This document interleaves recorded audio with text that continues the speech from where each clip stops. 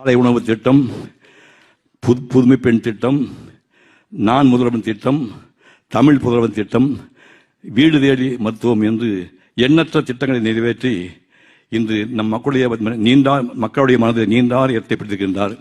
இப்போ தெரிகிறதா இவர்கள் ஏன் தஞ்சை பெரிய கோவிலை முதல்ல சிவகுமார் ஆரம்பித்தார். சிவலிங்கத்தை சிதிக்க சிற்பி இன்று அவர் அந்த கோயிலுக்குள்ள போக முடியாது, இன்னும் தீண்டாம இருக்கு அப்படின்னு சொல்லிட்டு சிவகுமார் ஆரம்பித்தார். எப்போ?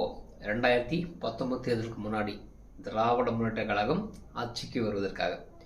அதன் பிறகு அவருடைய மருமகள் ஜோதிகா இந்தி வந்து நடித்து அவர் சொன்னார், இங்கே ஸ்கூல் மெயின்டைன்ஸ் பண்ணல, அத்தை மெயின்டைன்ஸ் பண்ணல, தஞ்சை பெரிய கோயில் மெயின்டைன்ஸ் பண்ணுறாங்க அப்படின்னு சொல்லி 2வது முறையாக அவர்கள் இழுத்தார்கள்.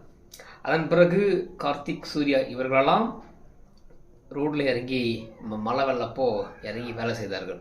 நீட்டை பற்றி பேசினார்கள். இன்றைக்கு திராவிட முன்னேற்ற கழகம் நீட்டை ஒழித்து விட்டதா?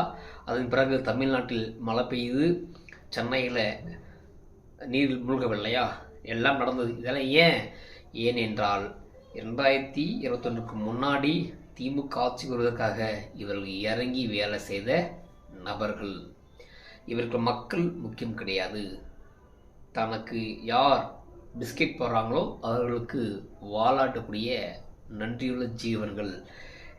இன்றைக்கு இதே தமிழ்நாட்டில் இவ்வளோ பட்டியலிடுகின்ற இந்த சிவகுமார் அவர்கள் தொடர்ந்து பட்டியல் சமுதாயம் கொண்டுகிட்டு இருக்காங்க.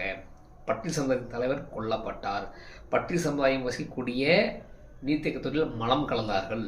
இதெல்லாம் போக பல பெண்கள் இன்னைக்கு காதலிக்க மறுத்தனால வெட்டி கொண்டிருக்காங்க. பல பெண்களை பாலியல் வன்கொடுமை பண்ணியிருக்காங்க. நிறைய இடங்களில் இந்த தமிழன் குடிச்சிட்டு மட்டையாக இருக்கான். பீகார்காரங்க வரான், அவன் வேலை செய்யறதுக்கு வரான், ஓட்டு போகிறதுக்கு அங்கே போகிறான். சொல்ல தெரிஞ்ச இந்த மீடியாக்கள், இந்த ஊடகங்கள், இந்த மாதிரி அயோக்கியர்கள் இங்கே உள்ள தமிழெல்லாம் டாஸ்மாகில் மழுங்கி கிடக்கிறான், முழுகி கிடக்கிறான்னு பேசவே இல்லை. இதுதான் அரசியல். இந்த அரசியலை தான் தமிழன் தெரிந்து கொள்ள வேண்டும்.